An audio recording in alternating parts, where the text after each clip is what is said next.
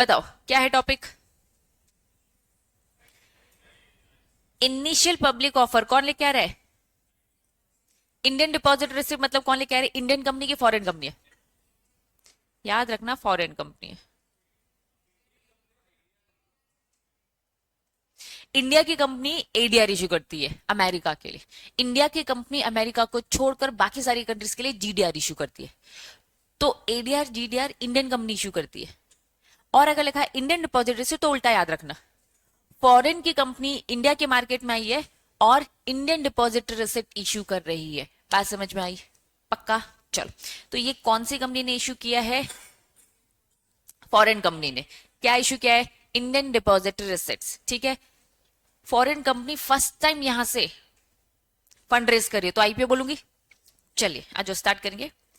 Idea satisfied the condition, जो भी chapter 7 में दे रखा है सेबी आईसीआई रेगुलेशन में, इसको भी साफ बोलते हैं भैया तुम्हारी भी age on the date of filing जब आप क्या करोगे, तुम भी क्या दोगे, वही ड्राफ्ट ऑफ अ डॉक्यूमेंट दोगे सेबी को। सेबी क्या करेगा? चेक करेगा, उसके बाद आप आरओसी को क्या दोगे? फाइल करोगे। तो कुल मिलाकर आपको हमारी जैसी फॉर्मेलिटीज करनी है जो एक इंडियन कंपनी को करनी रहती है यहाँ पर इंडिया के मार्केट में फंड रेज करने के लिए, वही बाहर की कंपनी को भी करना है। ठीक, चलो। लेकिन कुछ कंडीशंस है, ऑब्वियसली कंडीशन थोड़ी सी डिफरेंट होंगी। सबसे पहले इशूइंग कंपनी। इशूइंग कंपनी यहाँ पर कौन है बताओ जरा? फॉरेन कंपनी है। इशूइंग कंपनी लिस्टेड कहाँ? कहाँ की हो तुम? अमेरिका की हो तो तुम अपनी कंट्री में ऑलरेडी लिस्ट होने चाहिए। कोई भी कंपनी अगर इंडिया में आ रही है, फॉरेन कंपनी इंडिया में आ रही है और आईडीआर इशू कर रही है, तो हमारी पहली कंडीशन ये है कि तुम अपनी कंट्री में ऑलरेडी लिस्ट होने चाहिए। बच्चों जैसे हम कंडीशंस बना रहे हैं ना फॉरेन कंपनी के लिए, ऐसे ही जब हमारी भी एडीआर जीडीआर उनकी कंट्रीज में जाते हैं तो वो भी ऐसी ही कंडीशंस कुछ रखते हैं। ठीक है, चलिए। तो क्या लिखा है? Listed in its home country at least कितने साल। तुम हमारे देश में फर्स्ट टाइम आईपीओ लेके आ रहे हो, लेकिन हमारी कंडीशन क्या है? आईपीओ तभी लाने दिया जाएगा जब तुम अपने होम कंट्री में कम से कम 3 साल पुराने लिस्टिंग होनी चाहिए आपकी। ठीक, पहला पॉइंट क्लियर है? पक्का? दूसरा, issuer is not prohibited to issue security by the any regulatory body. हमारी इंडिया में आए और हमारी इंडिया की किसी भी रेगुलेटरी बॉडी ने आपको कहीं से भी कुछ भी मना नहीं किया। आप एकदम साफ सुथरी कंपनी, कोई दिक्कत नहीं है। ठीक, next, issuer has track record. कैसा ट्रैक रिकॉर्ड होना चाहिए कंप्लाइंसेस का? हमें आपका ट्रैक रिकॉर्ड एकदम सारे कंप्लाइंसेस का होना चाहिए with the security market regulation in the in its home country. आप जिस कंट्री से बिलोंग करते हो उस कंट्री में आपका कंप्लाइंसेस का ट्रैक रिकॉर्ड अच्छा है। आप अपने देश में पिछले 3 साल से लिस्टेड हो, ट्रैक रिकॉर्ड अच्छा है और कोई भी रेगुलेटरी बॉडी ने आपको मना नहीं किया सिक्योरिटी मार्केट में एंटर होने से, प्रोहिबिटेड आप नहीं हो। 3 पॉइंट समझ में आ गए? नेक्स्ट, फोर्थ, आपके जो प्रमोटर्स है, डायरेक्टर है, वो क्या नहीं है? फिजिकल इकोनॉमिक ऑफेंडर नहीं है। तो ये सारी चीजें अगर क्लीन चिट है तो ही आप यहाँ हमारे देश में आईपीओ लेकर आ पाओगे। ठीक, होम कंट्री से मतलब country where issuer is incorporate या फिर लिस्टेड। चलिए, अब आप हमारे देश में आ तो रहे हो, कम से कम कितने का इश्यू लेकर आना? 50 करोड़, मतलब आईपीओ लेकर आओगे तो भैया 50 करोड़ का ही लेकर आओगे, 50 करोड़ का मिनिमम। क्या लिखा है? नॉट लेस देन, मतलब 1-2 करोड़ के लिए बताना, ज्यादा पैसे उठाओ। ठीक है, चलो। At any given time they shall be only, क्या लिखा है? 1 डिनोमिनेशन, मतलब भैया इंडियन रुपी एक ही डिनोमिनेशन में लेके आओगे, अलग अलग करेंसी में नहीं लेके आओगे। यहाँ पर आपको यहाँ पे एक ही करेंसी में मिलने वाला है, that was Indian rupee of the idea of the issuer. पहला क्या लेकर आओगे? तो इशू कितने का? कम से कम 50 करोड़ का, इंडियन रुपी एक ही डिनोमिनेशन में लेकर आओगे। Issuer shall ensure, क्या ensure? Underlying equity share against which IDR are issued has been listed in its home country before listing of IDR in the stock exchange. हमारी इंडिया में जो आप आ रहे हो वो इक्विटी शेयर, वापस से अगर मैं तुम्हें एडीआर जीडीआर का कंसेप्ट समझाऊं, एडीआर और जीडीआर, ये एडीआर जीडीआर होते क्या है? इक्विटी ही है। ये एडीआर जीडीआर होते क्या है? इक्विटी ही है। इंडिया में मैं अगर इश्यू कर रही हूं, तुम इंडियन हो, आईटेक्स कंपनी तुम्हें इशू कर रहा है तो मैं तुम्हें क्या दूंगी? इक्विटी। लेकिन तुम अगर अमेरिकन हो तो मैं तुम्हें इक्विटी नहीं दूंगी, तुम्हें क्या दे रही हूँ? एडीआर दे रही हूँ, है तो इक्विटी ना। बस मैं क्या कर रही हूँ, उसमें एक अलग से रैप कर रही हूँ, एक कोट कर रही हूँ, एक पैकिंग कर रही हूँ कि भैया इक्विटी, इक्विटी को अलग से मैंने एक रैपिंग करी और डिपॉजिटरी रिसिप्ट बना दिया। अमेरिका में जा रहे हो तो भैया ये अमेरिकन डिपॉजिटरी रिसिप्ट बन गया, अमेरिका में नहीं जा रहे तो ये जीडीआर बन गया। ठीक है, तो कुल मिलाकर एडीआर जीडीआर कुछ है नहीं, ये इक्विटी ही होते।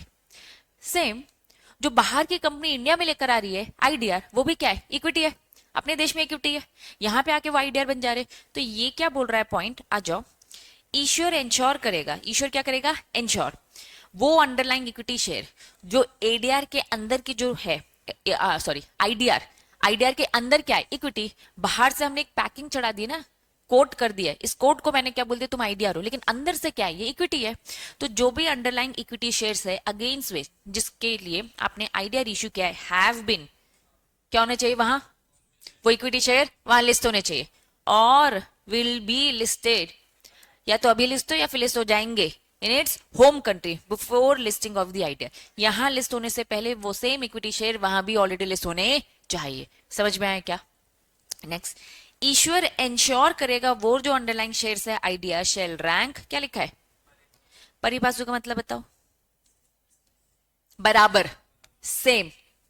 फॉर एग्जाम्पल आईटेक्स ने तुम्हें इश्यू किया इक्विटी, बाहर के अमेरिकन फॉरनर को मैंने क्या इश्यू किया, एडीआर, ये भी इक्विटी वो भी इक्विटी है ना, दोनों इक्वल है, दोनों परिपासु है, रैंक परिपासु मतलब दोनों को इक्वल ट्रीटमेंट मिलेगा, तुमको डिविडेंड मिलेगा तो उसको भी दूंगी ना, तुमको वोटिंग करने का हक है तो उसे भी वोटिंग करने का हक है ना, तो हर तरीके से उन्होंने कहा दोनों परिपासु है। सेम जब मैं आईडीआर की बात करूं तो आईडीआर वहां की इक्विटी शेयर्स है, यहाँ पे आईडीआर नाम बोल रहे हैं, तो जो रैंकिंग उन्हें मिल रही है सेम रैंकिंग है, उनको अगर डिविडेंड मिलेगा तो यहाँ के लोगों को भी क्या मिलेगा, डिविडेंड मिलेगा। क्लैरिटी है पक्का? तो बस उन्होंने बोल दिया कुछ डिफरेंट नहीं होना चाहिए, pari passu with the existing shares of the same class, equity equity, preference हो तो भैया डिफरेंस हो जाएगा। ठीक, चलो नेक्स्ट, ईश्वर इंश्योर करेगा, कुछ घिसी पिटी बातें, हमारे स्टॉक एक्सचेंज में आकर क्या कर ले, इन प्रिंसिपल अप्रूवल, डिपॉजिटरी के साथ क्या कर ले, डीमटेरियलाइजेशन अग्रीमेंट, इंडिया के मार्केट में पैसा उठाने से पहले क्या कर ले, फर्म अरेंजमेंट हो जाने 75%, जो हमने कंसेप्ट पढ़ा था, जनरल कॉर्पोरेट पर्पस के लिए कितना यूज कर सकते हो, 25%, सेम वही सारी बातें अब जो हमने अपनी इंडियन कंपनी के लिए पढ़ा। ठीक, क्लैरिटी है? चलिए, अभी ऊपर हमने पढ़ा था foreign company first time IPO लेके आ रही है इंडियन डिपॉजिटरी रिसिप्ट, अब ये कंपनी यहां रम गई, ठीक है, तो अब क्या लेकर आ रही है, इंडियन डिपॉजिटरी रिसिप्ट इशू किया जा रहा है, राइट इशू, मतलब पहले तुम्हें इशू किया, तुमने फॉरेन कंपनी के सारे शेयर खरीद दिया, एफपीओ हो गया, अब तुम्हें राइट इशू का ऑप्शन दिया जा रहा है, तो यस ये राइट इशू लेकर आ रही है। सेम घिसी पिटी बातें, इश्यू एंटिटी नॉट एलिजिबल, वो इश्यू एलिजिबल नहीं है राइट इशू के लिए इफ क्या उसने किया है, सेबी एलओडीआर का ब्रीच किया है, मतलब एलओडीआर के रूल्स रेगुलेशन नहीं फॉलो किए, और क्या लिखा है, इनके प्रमोटर और डायरेक्टर क्या है, पॉजिटिव इकोनॉमिक ऑफेंडर है, तो आप राइट इशू नहीं लेकर आ पाओगे, बस यही पॉइंट्स लिखे। ठीक, खत्म, छोटी छोटी बातें। अब नेक्स्ट हेडिंग क्या लिखा है, चलिए अब समझते, स्मॉल एंड मीडियम एंटरप्राइजेस, छोटी कंपनीज की बात हो रही है। ठीक, अब ये छोटी कंपनी फर्स्ट टाइम लेके आ रही है क्या, आईपीओ। मैंने आपको बताया था एक होता है मेन बोर्ड, बताओ जरा मेन बोर्ड मतलब, सॉरी बीएससी और एनएससी जो नेशनल लेवल में काम कर रहे हैं। अब एसएमई एक्सचेंज, वेरी गुड, ठीक है, तो जो एसएमई एक्सचेंज है, ये एसएमई एक्सचेंज क्या है, छोटी कंपनीज के लिए अलग से प्लेटफॉर्म, जैसे हमने बीएससी का देखा था, एमएससी, ठीक है, तो यहाँ पे उन्होंने बोला है कि चलिए कौन कौन सी एंटिटी है जो आईपीओ नहीं लेकर आ सकती, मतलब कौन सी छोटी कंपनी जो आईपीओ नहीं लेकर आ सकती, चलिए कौन नहीं लेकर आ सकती, प्रमोटर, प्रमोटर ग्रुप, डायरेक्टर क्या है, डिबार्ड फ्रॉम दी सेबी, घिसी पिटी बातें, अनदर कंपनी वाला डिबार्ड, सेम, फिर क्या बोला, अगर विलफुल डिफॉल्टर हो, फ्रॉडुलेंट बोरोवर हो, या फिर फ्यूजिटिव इकोनॉमिक ऑफेंडर हो, सेम बात है, छोटी कंपनी अगर आईपीओ लेकर तो तुम्हें भी इन कंडीशन से गुजरना पड़ेगा। चलिए सेम वही एक्सेप्शन, डिबार्ड वाली चीजें जब आप ड्राफ्ट देने जा रहे हो उससे पहले और हो जानी चाहिए, सेम एक्सेप्शन। चलिए ये है इंपॉर्टेंट, ये थोड़ा डिफरेंट मिलेगा तुम्हें। इसकी एलिजिबिलिटी, नॉर्मल कंपनी की एलिजिबिलिटी थोड़ा सा मुझे याद दिलाओ, 4 हेडिंग थी उसकी, बस हेडिंग हेडिंग बताएंगे आप। पहली हेडिंग क्या थी, नेटवर्थ, नेक्स्ट हेडिंग बस एवरेज ऑपरेटिंग प्रॉफिट, नेक्स्ट ये नेटवर्थ के अंदर की बात बता रहे हो, नेम चेंज एक हो गया, ठीक है, और एक नेट टेंजिबल एसेट, ठीक है, ये 4 थी कंडीशंस। अब यहां पे अगर छोटी कंपनी आईपीओ लेके आ रही तो इनकी एलिजिबिलिटी रिक्वायरमेंट्स क्या है, पहला क्या लिखा है, पोस्ट इश्यू कैपिटल, क्या पोस्ट समझ में आता है? प्री और प्रपोज को ऐड कर कर पोस्ट बनता है, मतलब जितना भी प्रपोज कर रहे हो उसे भी ऐड कर लो। पोस्ट आपका कितना है? 10 करोड़ या उससे कम, लेस देन 10 करोड़ या फिर इक्वल 10 करोड़। आप छोटी कंपनी हो ना, तो आपका पोस्ट इश्यू कैपिटल 10 करोड़ तक का है, तो छोटी कंपनी हो, ठीक। तो आप कहां जा सकते हो? एसएमई बोर्ड में अपनी लिस्टिंग कराओ। लेकिन मान लो आपने 10 करोड़ से ज्यादा का इश्यू लेकर आ गए। अगर आप 10 करोड़ से ज्यादा का इश्यू लेके आ गए, मतलब पोस्ट इश्यू कैपिटल आपका 10 करोड़ से ज्यादा है, लेकिन कितना है? 25 करोड़ के अंदर। मतलब अगर अप टू 10 करोड़ है, अप टू 10 करोड़ है, तो आप वन एंड ओनली एक ही जगह जाओगे, कहा? SME board. बात समझ आ रही है? लेकिन अगर 10 करोड़ से 25 करोड़ के बीच में है, तो आपके पास ऑप्शन, आप चाहो तो मेन बोर्ड में जा सकते हो और आप चाहो तो एसएमई एसएमई बोर्ड में जा सकते हो। लेकिन अगर आप 25 करोड़ से ऊपर है, तो आप ओनली कहां जाओगे? मेन बोर्ड, क्योंकि अब आप छोटी कंपनी थोड़ी ना रहे, अब आप बड़ी बन चुके हो, 25 करोड़ से ज्यादा का हो गया, अब आप एसएमई हो ही नहीं। क्या ये बातें समझ में आ रही है? तो यही चीजें आपको यहाँ समझाइए। पहला पॉइंट क्या बोल रहा है? 10 करोड़ या 10 करोड़ से अंदर, तो आपके लिए एक ही ऑप्शन है, एसएमई। 10 करोड़ से 25 crore, option to list either, option दे दिया, आप चाहो तो एसएमई में रहो, आप चाहो तो मेन बोर्ड में। SEBI does not issue any observation. क्या है ये ऑब्जर्वेशन? मतलब बताओ मुझे। Changes on the offer document. तुम छोटी कंपनीज हो, हमें तुमको लेके कोई टेंशन नहीं है, तुम्हारे लिए कोई ऑब्जर्वेशन वगैरह सभी नहीं इशू करेगी, तुम्हारा फटाफट होगा। लीड मैनेजर सबमिट बस कर देगा सेबी को, क्या? Due diligence certificate. क्या है due diligence certificate? Due diligence का मतलब बताओ। सारे कंप्लाइंसेस कर रखे, ठीक है। लीड मैनेजर मतलब कहते हैं मर्चेंट बैंकर। मर्चेंट बैंकर एक सर्टिफिकेट इशू करेगा और पहले चेक करेगा सब फॉलो कर रखा है, फिर ये सभी को सबमिट करेगा, भैया हमने पूरे रूल्स रेगुलेशन फॉलो कर रखे हैं, आपको टेंशन लेने की जरूरत नहीं, ठीक। नेक्स्ट, 100%। क्या लिखा है? हम 100% नहीं लेते थे नॉर्मल कंपनीज में, है ना? 90% तो सब्सक्रिप्शन था, कोई लिमिट ही नहीं थी, कोई लिमिट ही नहीं थी। मतलब 100% भी नहीं होता है, ठीक। कंडीशन रेगुलेशन में पढ़ोगे तो थोड़ा कम ही होता है, कभी भी 100% नहीं होता है। और मर्जी भी नहीं रहती है कि करना ही चाहिए, कंपनी मतलब कि कंपलसरी नहीं रहता, मर्जी रहती है। आप चाहो तो अंडरराइट कराओ, अगर आपको लगता है भरोसा है कि भैया जनता हमारी 90% सब्सक्राइब कर लेगी, हमें टेंशन नहीं है, तो अंडरराइट मत कराओ। यहाँ क्या बोल दिया इन्होंने? आईपीओ शेल क्या होना चाहिए? 100%, क्योंकि तुम ऐसे भी हो ना, तुम ऐसे में तो तुम्हारा डर है, तुम्हें इतने पैसे मिले या ना मिले, तो इसलिए तुम्हारा 100% क्या होना चाहिए? अंडर राइटिंग होना चाहिए, अंडर रिटर्न होना चाहिए। लीड मैनेजर को साफ साफ बोल दिया, लीड मैनेजर तुम्हें कम से कम एटलीस्ट कितना? 15% तो करना पड़ेगा। Compulsory market making of the minimum period, आपको क्या बोल दिया? यहाँ से दूसरी बात बोलिए, कंपलसरी जो मार्केट मेकिंग है आपका, मतलब कंपलसरी आप मार्केट में, है ना, एक्टिव रहोगे, कब तक के लिए? 3 years from the date of listing. Next क्या बोल दिया? Minimum application size. ये मिनिमम एप्लीकेशन साइज क्या है? हमने जो नॉर्मल कंपनी को लेकर पढ़ा था, अगर आपकी कंपनी का शेयर की वैल्यू कितनी है? 100, तो 25% तो मिनिमम एप्लीकेशन मनी ले ही लेना पड़ा था। तुम हो ऐसे में, तुम्हारे रूल्स रेगुलेशन थोड़े से डिफरेंट है।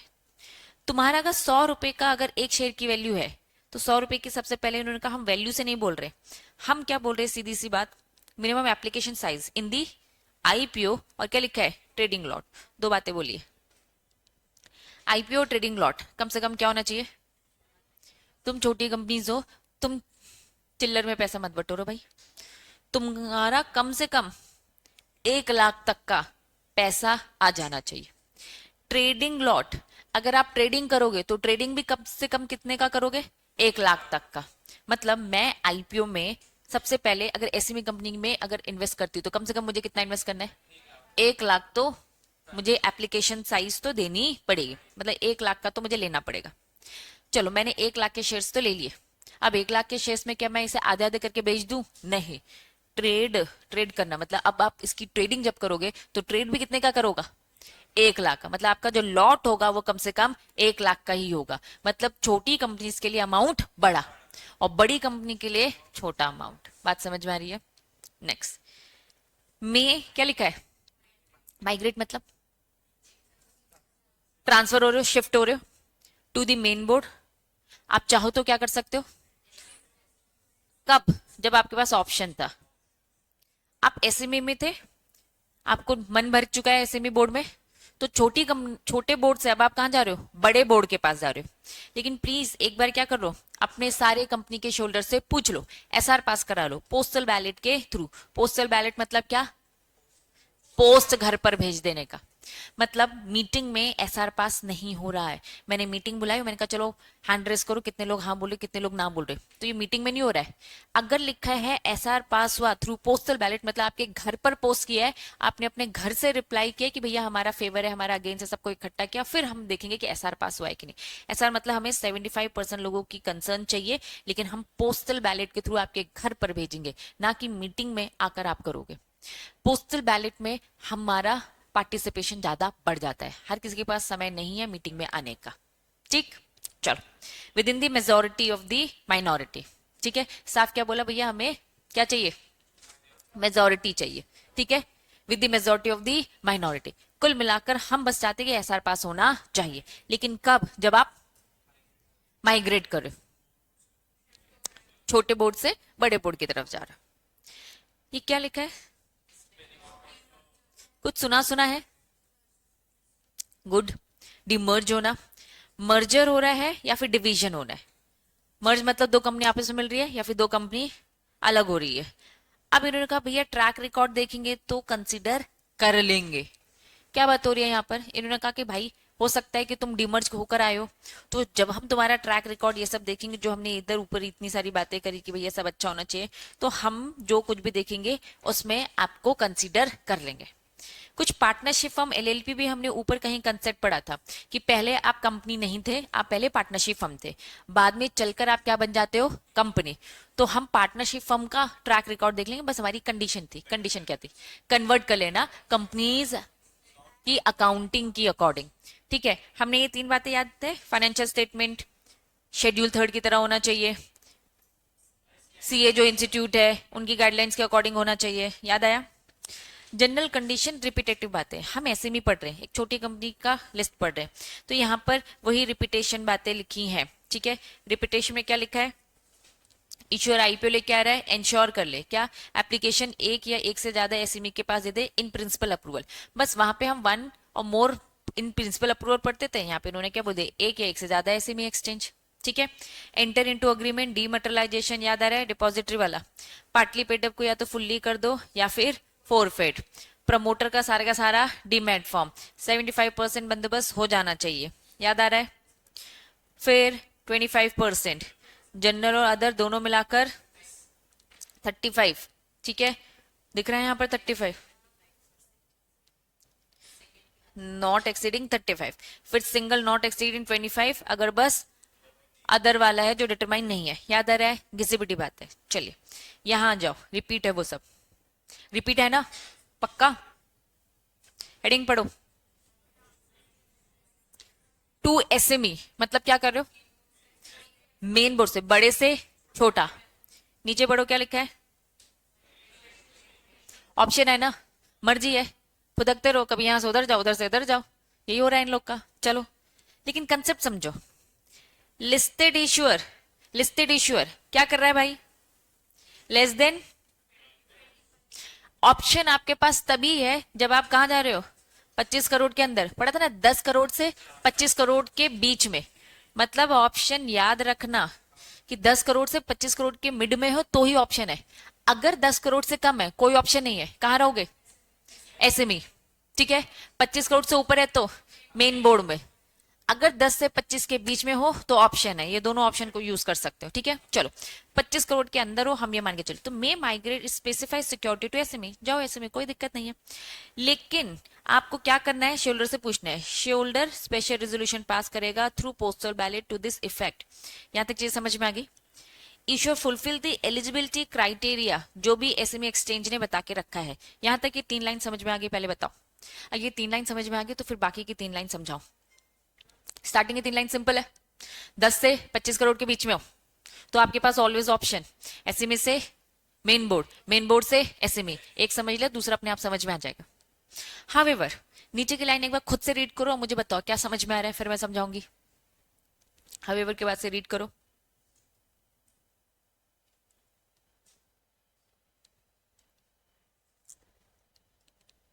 कौन बता रहा है, बता। समझ में आया कि नहीं आया? बस पूछो नहीं दीदी, एक्सप्रेस नहीं कर पाते है ना। फिर से बता ना, मेरा ध्यान नहीं था। कुछ एडिट कर रही थी मैं, बता।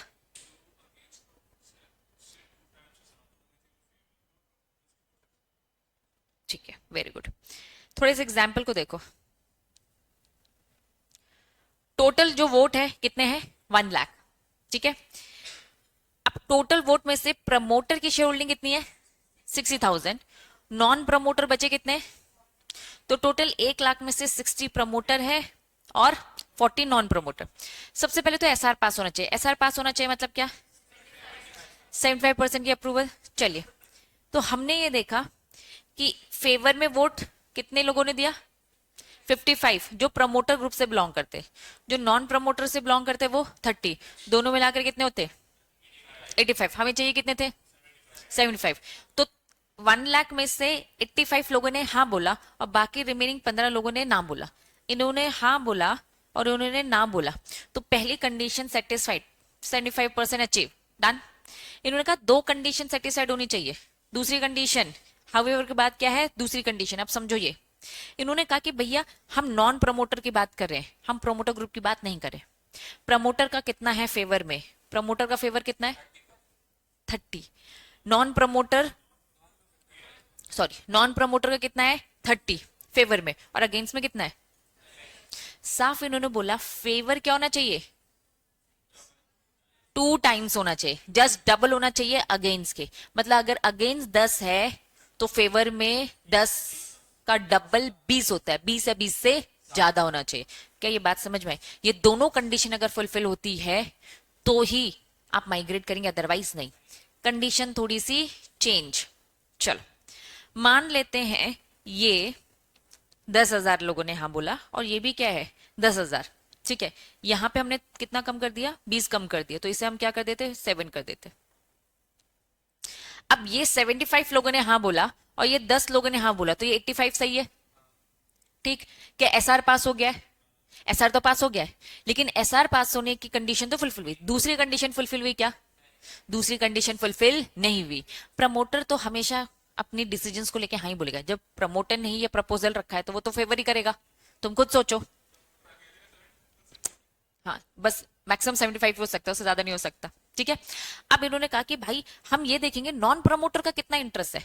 अगर नॉन प्रमोटर मान लो यहां ज्यादा दिख रहे हैं, अगर बराबर दिख रहे हैं तो भी काम नहीं चलेगा। हमें कम से कम नॉन प्रमोटर जस्ट डबल चाहिए, जस्ट 2 टाइम्स चाहिए, तब जाकर हमारी ये दोनों कंडीशन फुलफिल होगी और आप माइग्रेट कर पाओगे। मतलब इतनी डिटेल तक आपको चीजें चेक करनी पड़ती है। अगर यही चीज थोड़ा सा प्रैक्टिकल आ गया तो हम पागल हो जाएंगे, है ना। ऐसे ऐसे खुजली होने लगेगी हमें कि ये क्या क्वेश्चन पूछ लिया।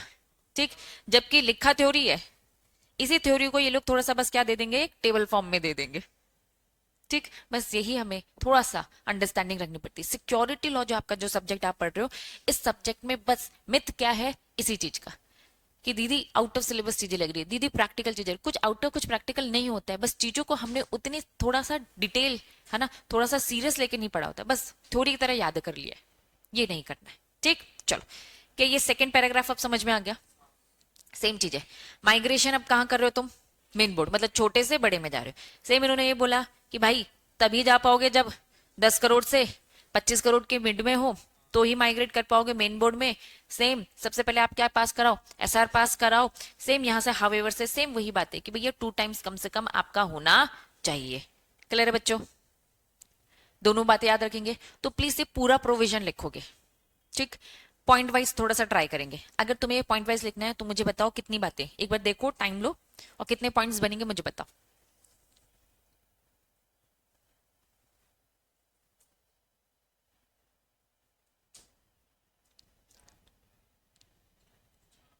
पहला पॉइंट क्या बना रहे हो? 10 करोड़ से 25 करोड़ के बीच में। दूसरा स्पेशल रेजोल्यूशन, और इसके साथ ही बोल देना, स्पेशल रेजोल्यूशन के साथ ही बोलना कि ईश्वर, स्पेशल रेजोल्यूशन का तो कंप्लीट बोलोगे ना पोस्टल, ठीक है, एसआर और एंड इश्यू फुलफिल जो भी एलिजिबिलिटी है जो एसएमई बोलेगा, जो भी एलिजिबिलिटी है जो मेन बोर्ड बोलेगा। ठीक है, तो ये 2 पॉइंट हो जाएंगे। पहला 10 से 25, दूसरा क्या बोलोगे? एसआर पास करो, पोस्टल बैलेट। ठीक है, इसी के साथ भी अगर तुमने लिख दिया या फिर इसको अलग पॉइंट बना दिया तो कोई दिक्कत नहीं है कि भैया एसएमई के जो एलिजिबिलिटी क्राइटेरिया है वो भी फुलफिल कर लेना, या फिर नीचे वाले इसमें मेन बोर्ड के जो एलिजिबिलिटी क्राइटेरियाज है वो भी फुलफिल कर लेना। और चौथा पॉइंट आपका क्या बन जाएगा कि स्पेशल रेजोल्यूशन में हमें 2 टाइम्स चाहिए। किसका 2 टाइम्स चाहिए? नॉन प्रमोटर का। कंपैरिजन टू फेवर, वो भी नॉन प्रमोटर, दोनों नॉन प्रमोटर शेयर होल्डिंग है। क्लियर है? 4 बातें, हमें बातें पूरी कंप्लीट लिखनी है और पॉइंट वाइज लिखेंगे। डन, चलो खत्म। नेक्स्ट टॉपिक बताओ, कौन सी कंपनीज के लिए था? Startup companies. चलो, इनकी मीनिंग में भी उन्होंने बहुत अनोखी मीनिंग बताई है। इन्होंने कहा ये एक ट्रेडिंग प्लेटफॉर्म है जो एलिजिबिलिटी क्राइटेरिया फुलफिल करेगा। रेगुलेशन 283 सेबी के आईसीबीआर। 283 क्या है? Innovator growth platform. आओ, यही दे रखी है एलिजिबिलिटी क्राइटेरिया। ठीक है, आओ लिस्टिंग करना है। इनोवेटर ग्रोथ प्लेटफॉर्म किन के लिए है? एम टू लिस्ट किन्हें? Startups companies. चलिए थोड़ी सी डिटेल में जाएंगे। स्टार्टअप से मतलब क्या है? Use technology, information technology, intellectual property, data analyst, biotechnology, nano technology, provide product service business platform with the sustainable value addition. तो इन्होंने बोल दिया भैया हमारा स्टार्टअप से मतलब इन सारी चीजों से है। हाँ, अब यहां इन्होंने क्या बोल दिया? At least 20% of the pre issue capital. अब यहां की कंडीशन थोड़ी डिफरेंट है। पहला पॉइंट तो समझ में आ गया। दूसरा पॉइंट, एटलीस्ट 25%। 25% प्री, प्री समझते हो? तो ध्यान भी दो, प्री लिखा है मतलब आज तुम लिस्ट होने आ रही हो, मतलब पहले से जो पुराना तुम्हारा प्री है किसके पास होना चाहिए? तो कुछ स्टार्टअप कंपनीज में ना ये छोटे मोटे लोग नहीं पैसे लगाने वाले। ठीक है, वो उनको इतना दूर का नहीं दिखता कि भैया ये कंपनी स्टार्टअप है, इसमें बड़े प्लेयर्स से आएंगे, क्यूआईबी आएंगे, ठीक है, शार्क से आएंगे। ठीक है, तो 25% जो है, 25% में कौन पैसे लगाएगा? क्यूआईबी से लगाएंगे। ठीक है, इनोवेटर ग्रोथ प्लेटफॉर्म अलग से इन्वेस्टर जो स्टार्टअप में ही पैसा लगाते हैं वो इन्वेस्टर्स लगाएंगे। तो 25% पैसा या तो किसके पास रहे? क्यूआईबी के पास, या तो इनोवेटर ग्रोथ प्लेटफॉर्म इन्वेस्टर्स, या फिर any other class of investor जो सेबी ने स्पेसिफाई कर रखा है एटलीस्ट 1 ईयर। मतलब पिछले 1 साल से 25% इन लोग के पास अगर होल्डिंग होगी तो ही हम आपको यहां लिस्ट होने देंगे। क्लियर है? तीसरा पॉइंट, लिस्टिंग इज अलाउड। ये क्या लिखा है? ये हमने कहीं ऊपर भी समझा था। जितनी भी स्टार्टअप कंपनीज है इनको बोलते हैं जरूरी नहीं है कि तुम आईपीओ लाओ तभी लिस्ट हो। जनरली सारी कंपनी के लिए यही है, तुम जब पहले आईपीओ लाओगे तभी लिस्ट होंगे। पहले अनलिस्टेड कंपनी इशू लाती है फिर लिस्ट होती है। इनको क्या बोल दिया? बिना इशू लाए भी लिस्ट हो सकते हो। तुम अभी लिस्ट हो जाओ, इशू बाद में लाते रहना। बात समझ में आ रही है? पहले लिस्ट हो जाओ, इशू बाद में लाना। अपने नाम को ऊपर रिकॉर्ड में ले आओ। जितने पुराने शेयर्स है उनको लिस्ट कर लो। अभी नया आईपीओ नहीं लेकर आए, आईपीओ बाद में लेकर आ सकते हो। जबकि नॉर्मल कंपनीज को क्या बोलते हैं? पहले आईपीओ लाओ फिर लिस्टिंग होगी तुम्हारी। तो क्या लिखा है? विथ और विदाउट दोनों ऑप्शन है। आईपीओ साथ ला भी सकते हो और नहीं भी। SEBI will issue it's observation in the both case. वो तुम्हारे ऑफर डॉक्यूमेंट को अच्छे से देखेगी, ऐसे में भी नहीं देख रही थी, लेकिन इनोवेटिव ग्रोथ प्लेटफॉर्म में देखेगी। Minimum offer size startup companies हो, एसएमई को भी क्या बोल दिया था? मिनिमम ऑफर साइज कितना बोला था? 10 करोड़ बोला था।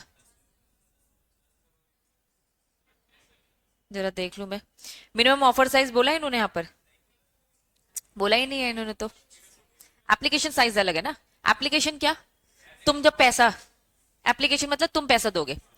50 करोड़ उसका था, आईडीआर का था। आईडीआर को क्या बोला? तुम अगर हमारी इंडिया के मार्केट में आओगे तो कम से कम 50 करोड़ लाओगे। आईडीआर में बोला था, एसएमई में नहीं बोला था। स्टार्टअप कंपनीज को क्या बोला? ला भी सकते हो आईपीओ में और नहीं भी ला सकते हो, और अगर लाओगे तो मिनिमम ऑफर साइज कम से कम 10 करोड़ का लाना पड़ेगा आईपीओ में। ठीक है, तो सोच समझ के लाना। ये है मिनिमम एप्लीकेशन साइज। वहां कितना था एसएमई में?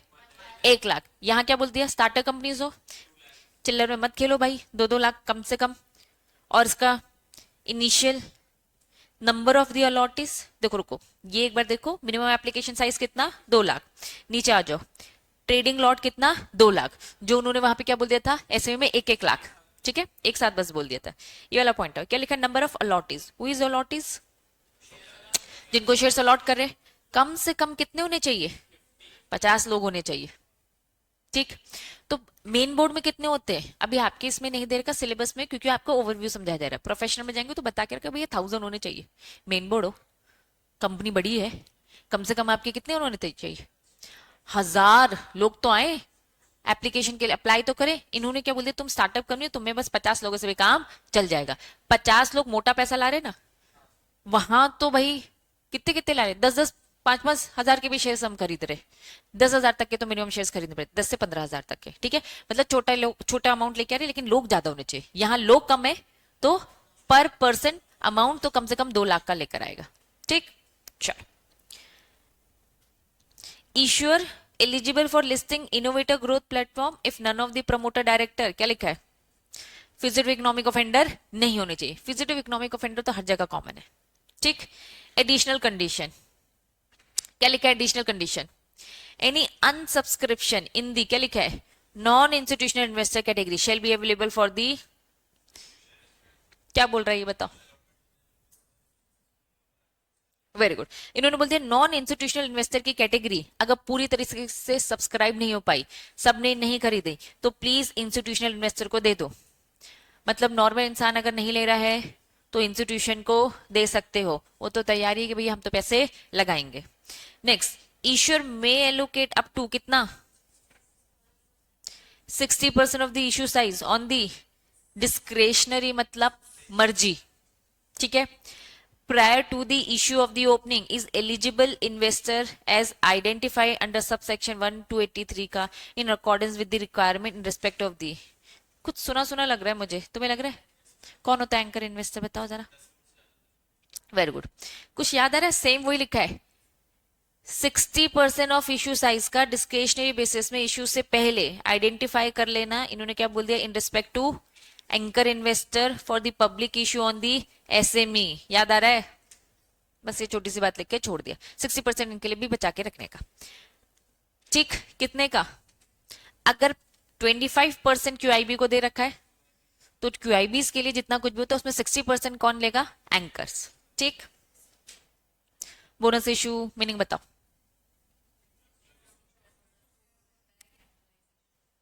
वेरी गुड, बोनस इश्यू क्या होता है? Capitalisation of profit. When issuer make issue of share is existing shareholder without any consideration, कोई कंसिडरेशन नहीं लिया जाता based on the number of the share already held. आपको बस दिया जाता है कुछ नंबर ऑफ शेयर्स, आपकी रिकॉर्ड डेट में जितने हैं उस हिसाब से आपको दिया जाएगा एक्स्ट्रा में bonus issue. Share issue out of the companies free reserve से दिया जाता है, और क्या? Share premium account in a particular ratio in the number of the security held as on record date. Clear है? पक्का? चलिए, इनकी क्या कंडीशन है? पहली कंडीशन, आर्टिकल में परमिशन होनी चाहिए। क्या लिखा होना चाहिए? कि भैया हम कैपिटलाइजेशन कर सकते हैं रिजर्व्स का, ठीक है, प्रॉफिट का, etcetera. If there is no provision in the article तो क्या करोगे? पास करो resolution, issuer shall pass resolution at general meeting कि भैया आर्टिकल को क्या कर रहे हैं, हम ऑल्टर कर रहे हैं। ठीक, not default in the payment of interest तभी करने दिया जाएगा जब आपने किसी का इंटरेस्ट या किसी के प्रिंसिपल अमाउंट में, फिक्स डिपॉजिट या फिर डेट सिक्योरिटी में कोई भी डिफॉल्ट नहीं किया है। अब ये कौन सी बातें करने लगे? ये जनरल कंपनीज एक्ट की बात करने लगे, ये मैं आपको बता रही हूँ। कंपनीज एक्ट की कंडीशंस बोलती हैं कि बोनस इश्यू तब करने दिया जाएगा, अभी सेबी की बात नहीं चल रही है।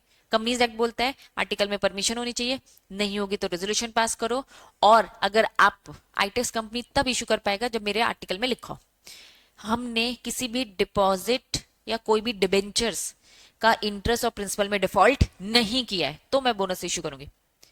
मैं क्या कर रही हूँ बोनस इश्यू में, थोड़ा मुझे बताओ। प्रॉफिट को कैपिटलाइज कर रही हूँ, मतलब मेरे पास पैसा रखा है और उस पैसे को मैं क्या कर रही हूँ? इक्विटी में कन्वर्ट कर रही हूँ। जब पैसा रखा है तो भाई तुमने ये इंटरेस्ट, ये प्रिंसिपल अमाउंट चुकाया क्यों नहीं? अगर आप डिफॉल्टर कंपनी हो तो तुम्हें ये नहीं करने दिया जाएगा, क्योंकि इस पैसे को हम कहाँ यूटिलाइज करेंगे? डिफॉल्ट रिपे करने में। तो आप साफ सुथरे हो, आपने सब डिफॉल्ट नहीं किया तो ही हम आपको बोनस इश्यू लाने देंगे। क्लियर? चलो, नॉट डिफॉल्ट स्टैटरी ड्यूज, मतलब एम्प्लॉय का प्रोविडेंट फंड, ग्रेचुटी, बोनस खा के बैठे हम और बोनस लेके आ रहे, कहेंगे नहीं लाने देंगे अगर आपने डिफॉल्ट किया है तो। Outstanding partly paid share on the date of the allotment of the bonus share, are made fully, ये तो सिंपल वही है कि जो भी जिससे लेना बनता है उसे फुल्ली कर दो। Promoter director physical economic offender नहीं होने चाहिए। तो यहाँ पे कंपनीज एक्ट की बातें हमने पढ़ी कि एक कंपनी कोई भी इश्यू लेके आ रही है बोनस, प्लीज आर्टिकल में परमिशन नहीं है तो चेंज करो। आपने इन सारी जगह पे डिफॉल्ट ना किया हो, और जो भी आउटस्टैंडिंग है प्लीज उसे फुल्ली पेड करो। और फाइनली प्रमोटर डायरेक्टर क्या, फिजिकल इकोनॉमिक ऑफेंडर नहीं होना चाहिए। ठीक। It has receive approval from the stock exchange, भैया स्टॉक एक्सचेंज से अप्रूवल ले ली, excluding the option granted to employ person to employ stock option scheme conversion, इन सबको छोड़कर। बच्चों क्या ये कंपनीज एक्ट वाली बात समझ में आई? तो रेगुलेशन बोलता है, सेबी के रेगुलेशन बोलते हैं सुनो लिस्टेड कंपनी तुम्हें तब लाने देंगे जब तुम कंपनीज एक्ट के रूल्स रेगुलेशन फॉलो करोगे। ठीक। Very very very important. ये छोटी सी बात में प्रैक्टिकल आ जाता है, हमें समझ में नहीं आता है। हेडिंग बताओ क्या लिखा है? बोनस इशू में कुछ रिस्ट्रिक्शन, प्रोहिबिटेड लिखा है कि रिस्ट्रिक्शन लिखा है? रिस्ट्रिक्शन मतलब कंडीशन, कंडीशन। ठीक है, आओ ईश्वर रीड करो फर्स्ट पॉइंट, तुम लोग रीड करोगे, मुझे बताओ कि समझ आ रहा है?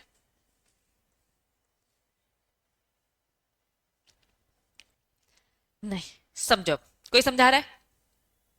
चलो, ईश्वर मेक बोनस इशू, आईटेक कंपनी बोनस इशू लेके आ रही है। क्या लेके आ रही है? Of equity share. बोनस में मैं क्या दे रही हूँ? इक्विटी शेयर्स दे रही हूँ। Only if it has made, मैं तभी दूंगी तुम्हें जब मैं रिजर्व करके रखूंगी, reservation of equity shares of the same class in favour of the holder of outstanding compulsory convertible date. कुछ मैंने डिबेंचर इशू कर रखे थे, ये मेरे डिबेंचर होल्डर्स हैं, इनका डिबेंचर इक्विटी में कन्वर्ट होने वाला है। मैंने प्लान किया अपने इक्विटी होल्डर्स को देने का अलग से बोनस। तुम्हारे पास जो इक्विटी शेयर्स है 10,000 के, 5,000 और बोनस दे रही हूं मैं तुम्हें। बात समझ में आई? लेकिन ये भी तो डिबेंचर आगे चल के इक्विटी में कन्वर्ट होंगे, सेम क्लास के हैं, कन्वर्ट होने के बाद भाई तुमको इस चीज का एडवांटेज मिल रहा है, ये तो बच जाएंगे। ये भी तो कल मेरे डेट अभी क्या है, आउटस्टैंडिंग है, आगे चल के इक्विटी बनेंगे, तो इनको क्यों अलग किया जा रहा है, इनके साथ क्यों धोखा किया जा रहा है? तो प्लीज जब मैं इक्विटी के फॉर्म में बोनस आपको दूंगी तो इनके लिए रिजर्व करके रखूंगी, तब जाकर तुम्हें दूंगी। मतलब बस मैं तुम्हारे लिए नहीं लाऊंगी, अगर मेरी कंपनी में कोई डेट है जो अभी आउटस्टैंडिंग है, जो इक्विटी बनने वाला है, उनके लिए भी लेकर आऊंगी और तुम्हारे लिए भी। तो अभी इनको तुरंत दे तो सकती नहीं हूँ, तो इनके लिए रिजर्व करके रखूंगी। क्या ये बात समझ में आई? फिर से रीड करेंगे। नहीं, इनका मुझे पांच, हर किसी को पांच पांच हजार दूंगी, तुम सबको भी 5-5 हजार दूंगी, तो ये रिजर्व पहले करके रखो, मतलब तुम्हारे लिए भी लाऊं और इनके लिए भी लाऊं, तुम्हारे लिए अलग से संभाल के रखूंगी, रिजर्व करके रखूंगी। फिर इनको मैं दे दूंगी और आगे चल के इनको भी मिल जाएगा जब तुम्हारा कन्वर्ट हो जाएगा। अभी तो डेट है, आगे चल के कंपल्सरी इक्विटी बनी जाओगे, ऑप्शन नहीं है, इक्विटी हो ही जाओगे। तो जब इक्विटी हो जाएंगे तो तुम्हें भी बोनस मिलना चाहिए। तो इन्होंने कहा बस तुम्हारे लिए लाएंगे, तुम्हारे लिए पहले रिजर्व करके रखे, फिर तुम्हारे लिए लाएंगे। क्लियर है? चलो लैंग्वेज फिर से। It has been made reservation of the equity share of the same class, मुझे रिजर्व करके रखना पड़ेगा आईटेक्स को, इन फेवर ऑफ द, किन के फेवर में? Holder of outstanding compulsory convertible debt instrument if any. अगर मेरी कंपनी में इस टाइप के कुछ कंपल्सरी कन्वर्टेबल है डेट है तो, नहीं है तो नहीं करना है, सीधा तुमको दे दूंगी इन प्रपोर्शन टू दी, जितना उनका कन्वर्ट होगा। समझ में आ गया? The equity share so reserve, जो इक्विटी शेयर जो रिजर्व करके रखे हैं, for the holder of the fully partly compulsory convertible debt instrument shall be issue to the holder of such convertible, जो रिजर्व करके रखे इन्हें मैं इशू कर दूंगी। ठीक है, हो सकता है वो डेट इंस्ट्रूमेंट हो और हो सकता है वो क्या हो, वारंट हो, जो आगे चलकर इक्विटी में कन्वर्ट होंगे। At the time of conversion of such convertible debt instrument, optionally convertible instrument, warrant as the case may be, as the same terms same proportion bonus share were issue. तुम्हारे लिए जो सब issue कर रखा था ना, same सारी terms and condition proportion सब कुछ सेम रहेगा, कुछ भी अलग नहीं रहेगा। Bonus issue shall be made only out of, वही घिसी पिटी बात है, किससे होनी चाहिए? Free reserve, security premium account, capital redemption reserve account, build out the genuine profit. इन्होंने कहा हमें जेन्युइन प्रॉफिट चाहिए, वो वाला प्रॉफिट नहीं चाहिए, रिवैल्यूएशन वाला। रिवैल्यूएशन में क्या करते, बेचा है नहीं, प्रॉफिट हुआ नहीं, बस ख्याली पुलाव बना रहे बेचेंगे तो इतना होगा, तो ये सब नहीं चलेगा, है ना? हाँ, तो इन्होंने कहा कि भैया हम जेन्युइन प्रॉफिट से मतलब हमारा क्या भैया, कैश के फॉर्म में आ चुका है। Reserve create by the revaluation of fixed asset is not capitalisation of this purpose. बात समझ में आ रही है? पक्का? फिर क्या लिखा है? Bonus share not issued in, मतलब डिविडेंड हमेशा कैश में होगा। तुम ये नहीं कह सकते कि भैया हमने तुम्हें बोनस शेयर्स दे दिए। डिविडेंड मतलब कैश, ठीक है, डिविडेंड मतलब कैश। बोनस शेयर्स काइंड में नहीं दे सकते आप, तो साफ बोल दिया bonus share is not a dividend. ये डिविडेंड नहीं, डिविडेंड तुम्हें अलग से देना अगर देने का मन है तो। If the issuer has issued, ये क्या लिखा है? ये स्पेशल रेजोल्यूशन नहीं है, अच्छे से पढ़ो क्या लिखा है। पता कैसे चलेगा? रीड अगर करोगे तो समझ में आए, लैंग्वेज रीड कर लिया करो, ठीक है। एसआर इक्विटी शेयर्स है, मतलब सुपीरियर वोटिंग राइट वाले शेयर्स है। अगर इश्यूअर ने इशू किया इक्विटी सुपीरियर वोटिंग राइट, किसको इशू करेगा ये? प्रमोटर फाउंडर्स, ठीक है। To its promoter founders any bonus issue on the, कोई भी बोनस इशू मैं तुम लोग को इशू कर रही हूँ, तुम लोग नॉर्मल शेयर होल्डर्स हो, ठीक। तुम्हारे पास ऑलरेडी 10,000 थे, 5,000 और दे रही हूँ। लेकिन मैं बोनस इशू रॉकी से अभिषेक सर को भी कर रही हूँ, और इनके पास क्या है? Superior voting rights. अगर कोई बोनस इशू दिए जा रहे हैं किसमें? Superior voting right shares shall carry the same ratio of the voting, same इसी रेशियो से दिया जाएगा। तुम्हें 10,000 का 5 दिया जा रहा था, मतलब कि 1:2 दिया जा रहा था, तो वहां पे भी हम ऐसे ही करेंगे, 1:2 ही चलेगा वहां पे भी। Same compare to the ordinary shares, ठीक है। एंड यहां से रीड करियो, जो सुपीरियर वोटिंग राइट वाले जो इक्विटी शेयर्स है issued in a bonus issue, bonus में क्या दिया हमने? सुपीरियर वाले ही दे दिए। शेल ऑल्सो कन्वर्टेड, वो भी आगे चलकर क्या हो जाएंगे? कन्वर्ट हो जाएंगे ऑर्डिनरी शेयर्स में, जैसे एग्जिस्टिंग इक्विटी शेयर्स हो रहे थे। मतलब रॉकी सर अभिषेक सर के पास सुपीरियर रखे थे, बोनस में भी क्या मिला इनको? सुपीरियर, तो दोनों कन्वर्ट होंगे आगे चलकर ऑर्डिनरी शेयर्स में, जितना उनका ड्यूरेशन होगा। क्लियर है कि कंफ्यूज हो गए? हो गए? हाँ। फॉर एग्जाम्पल तुम ये नॉर्मल इंसान हो, ये छोटे छोटे तुम लोग नॉर्मल, और ये सुपीरियर वाले लोग, ठीक है। तुम्हारे पास नॉर्मल शेयर्स थे, बोनस मिला तुम्हें नॉर्मल शेयर्स का, दोनों नॉर्मल है। इन्होंने कहा तुम्हारे पास सुपीरियर वोटिंग राइट्स वाले शेयर्स थे, बोनस में क्या मिला? Superior voting right. ये तो कन्वर्ट होते ही होते, ये भी कन्वर्ट हो जाते, दैट्स इट। बस सिंपल बात लिखिए, ठीक है। चलो लास्ट पॉइंट क्या बोलता है? Allotment of share in a bonus issue made only demat form. चलो एक क्वेश्चन देख लेते प्रैक्टिकल, चीजें हमें समझ में आए।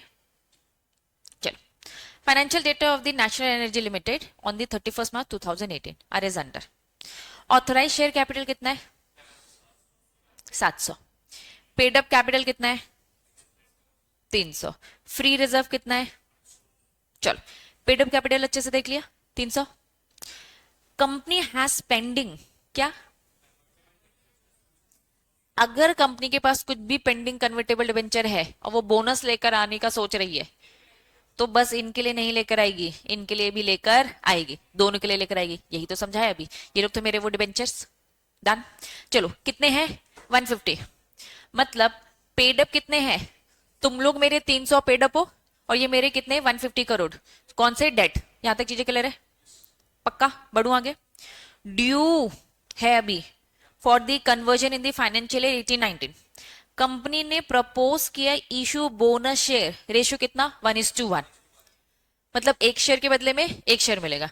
तो क्या मैं बोल सकती हूँ 300 के बदले में 300 करोड़ मिलेंगे?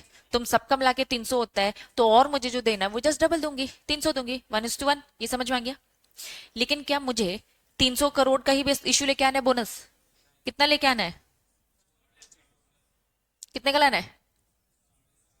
450, मतलब 4, तो और है ना, 450 करोड़ है ना। 450 ही बोलने में, नहीं हिंदी हिंदी तो आजकल जीरो ही हो गई है, नहीं। चलो 450 करोड़ लेकर आने का। डन? पक्का? कोई दिक्कत तो नहीं? लेके आ सकते हैं? बताओ जरा। तुमसे क्वेश्चन पूछा जा रहा है, you being a company secretary advise the procedure to be followed by refer the SEBI regulation. लेकर आ सकते हैं? पक्का? मेरा आंसर तो नो है, और मैं सही हूं। रीजन बताओ अगर नो है तो। नहीं यार ऐसा है, पैसे तो ले ही नहीं रहे, पैसे तो मैं मांग ही नहीं रही हूं। मैंने पैसे मांगे क्या? मैं तो तुम्हारा प्रॉफिट रखा है, कैपिटलाइजेशन कर दूंगी। किसी का नो आ रहा है क्या? पहले तो बताओ, और आ रहा है तो रीजन बता दो।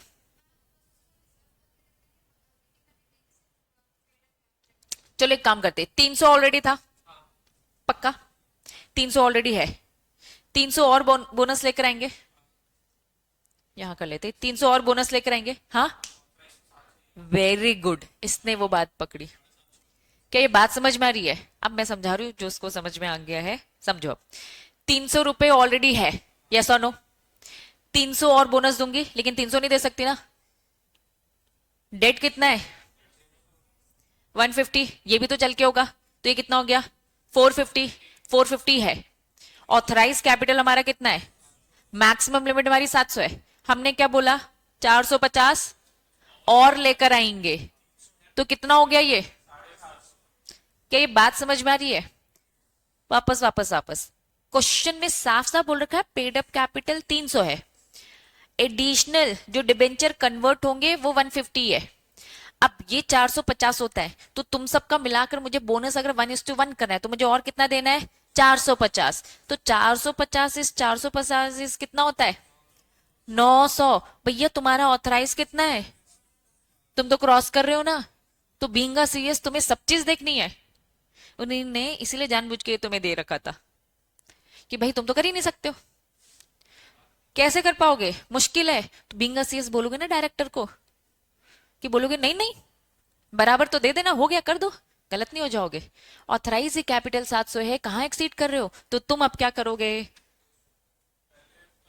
अमेंड करोगे, ऑथराइज कैपिटल को इंक्रीज करोगे। तो बीइंग सीएस आपका आंसर कंप्लीट कब होगा? आप बीइंग सीएस एडवाइस करोगे सुनो 900 होता है, हमें अपना ऑथराइज कैपिटल भी बढ़ाना पड़ेगा। क्या ये बात समझ में आई? ऐसे क्वेश्चन आते हैं, कुछ नहीं, स्कैनर की बस प्रैक्टिस करनी है। समझ में आया? पक्का? ये थ्योरी थी दीदी, पता नहीं एक प्रैक्टिकल आया था इसमें, ये था वो प्रैक्टिकल। ठीक, चलो क्लियर है। नेक्स्ट हेडिंग बताओ क्या लिखा है? ऐसा ही धोखा होता है। इसीलिए बच्चों, मॉड्यूल पढ़ने के बाद आपको जितना हो सके क्वेश्चन की ही प्रैक्टिस करनी चाहिए, क्योंकि क्वेश्चन की प्रैक्टिस से आपको ये समझ में आता है कि पैटर्न क्या है पूछने का। तुम तो बस थ्योरी रटे जा रहे हो, रटे जा रहे हो, रटे जा रहे हो, रटे जा रहे हो। भैया थ्योरी बस लिख देनी है हमें, भाई वो थ्योरी किसी काम की नहीं जब तक तुम्हें पता नहीं कि उस चैप्टर की गहराई कितनी है। वो तुम्हें क्वेश्चन से ही पता चलती है, और इसीलिए हम टेस्ट लेते हैं, और टेस्ट से बस भागते रहो भागते रहो, है ना? आज चलो, गुड, टेस्ट देना है। चलो नेक्स्ट हेडिंग क्या लिखा है? Completion of issuer announcing bonus issue after approval by its board of director, not requiring क्या लिखा है? Shareholder approval for capitalisation of the profit. क्या बोल दिया?